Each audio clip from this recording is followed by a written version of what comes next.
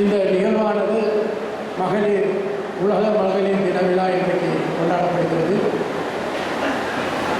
இந்த விழாவிற்கு வருகை தந்திருந்த அனைவருக்கும் என்னுடைய முதற்கண் மகளிர் தின வாழ்த்துக்களை தெரிவித்துக் கொள்கிறேன். சமூகத்தில் சொல்வாங்க, பெண்கள் தான் இரு கண்கள் போன்றவர்கள் அப்படின்றாங்க. பெண்கள் முன்னேறினால்தான் அந்த சமூகம் முன்னேறும் அப்படின்னு சொல்லுவாங்க. பெண்கள் தான் ஆண்களை விட கடுமையான அந்த வாழ்க்கையில் பாதிக்கப்படுபவர்கள் யாருன்னு கேட்டால் பெண்கள். ஆண்களை விட அவர்கள் எந்த வகையில் பாதிக்கப்படுகிறார்கள் என்றால், ஒன்று பாலியல் துன்புறுத்தல் இருக்கும், இரண்டாவது குழந்தை திருமணங்கள், மூன்றாவது குழந்தை தொழிலாளர்கள், நான்காவது பெண் அடிமைத்தனம். பாலியல் துன்புறுத்தல் நம்ம நாள்தோறும் பேப்பரில் பார்க்கிறோம்.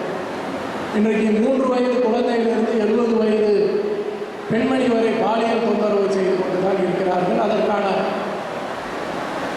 சட்டங்கள் மூலம் நம்ம கைது செய்யப்பட்டு தண்டனைகள் பெற்றுக்கொண்டு தான் இருக்கிறார்கள். பட் இருந்தாலும் நம்மிடையே ஒரு விழிப்புணர்வு வேண்டும்.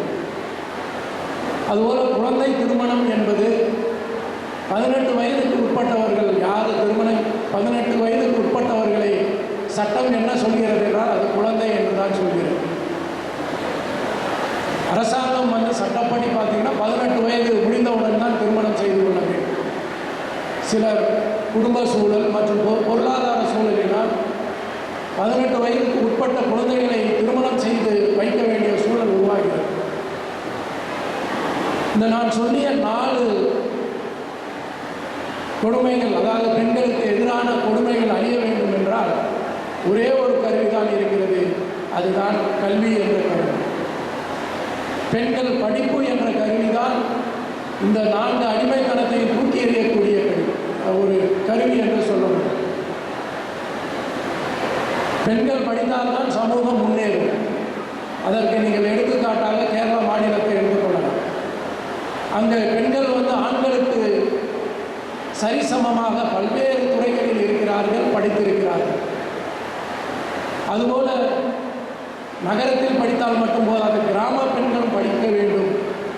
படித்தால்தான் பெண்களுடைய வாழ்க்கையில் முன்னேற்றம் ஏற்படும். இன்றைக்கு பார்த்தீங்கன்னா சமூக வலைதளங்கள், சோசியல் மீடியா அப்படின்னு ஆங்கிலத்தில் சொல்லுவாங்க. சமூக வலைதளங்கள் என்பது நம்ம உங்கள் கையில் இருக்கும் செல்ஃபோன்கள். அதில் ட்விட்டர், ஃபேஸ்புக் ஏதோ உங்கள் பசங்க சொல்லுவாங்க. அது இல்லாத வீடுகளே இல்லை, இல்லாத கைகளே இல்லை அப்படின்னு நம்ம சொல்லியிருக்கோம். ஸோ அதனால் நன்மைகளை விட தீமைகள் அதிகமாக இருக்கிறது. ஒவ்வொரு செல்ஃபோனும் ஒரு அணுகுண்டு மாதிரி, அது எப்போ வெடிக்கும்னு நம்ம சொல்ல முடியாது. அந்த அளவுக்கு நம்மளுடைய செல்ஃபோன்களின் பயன்பாடு அதிகரித்து கொண்டே இருக்கிறது. இன்றைக்கு பெண்களுக்கு எதிரான குற்றங்களில் பார்த்தீங்கன்னா 41% இணையவழினா சைபர் குற்றங்களை சார்ந்தது அப்படின்றாங்க. அப்படின்ற போது நம்மளுடைய செல்ஃபோன்கள் பயன்பாடு என்பது ரொம்ப கேர்ஃபுல்லாக நம்ம பயன்படுத்த வேண்டும். அதை ஜாக்கிரதையாக கையாள வேண்டும். நம்மளுடைய பசங்க, அது மகளாக இருந்தாலும் சரி, மகனாக இருந்தாலும் சரி, அதை ஜாக்கிரதையாக கையாள வேண்டும். அதுபோல் இன்றைக்கு இளைஞர்களிடையே பரவி இருப்பது போதை பழக்கம். முன்னெல்லாம் கஞ்சா என்பது மிக அரிதாக இருந்தது. இன்றைக்கு போதை பழக்கங்கள் என்பது புகையிலையோ அல்லது கஞ்சாவோ பயன்பாடு அதிகரித்து கொண்டு வருகிறது. காவல்துறை எவ்வளவுதான் முயற்சி செய்தாலும் கட்டுப்படுத்தினாலும் மக்களிடையே ஒரு விழிப்புணர்வு வேண்டும். உங்களுடைய மகன்களையும் மகள்களையும் கண்காணிக்க வேண்டும்.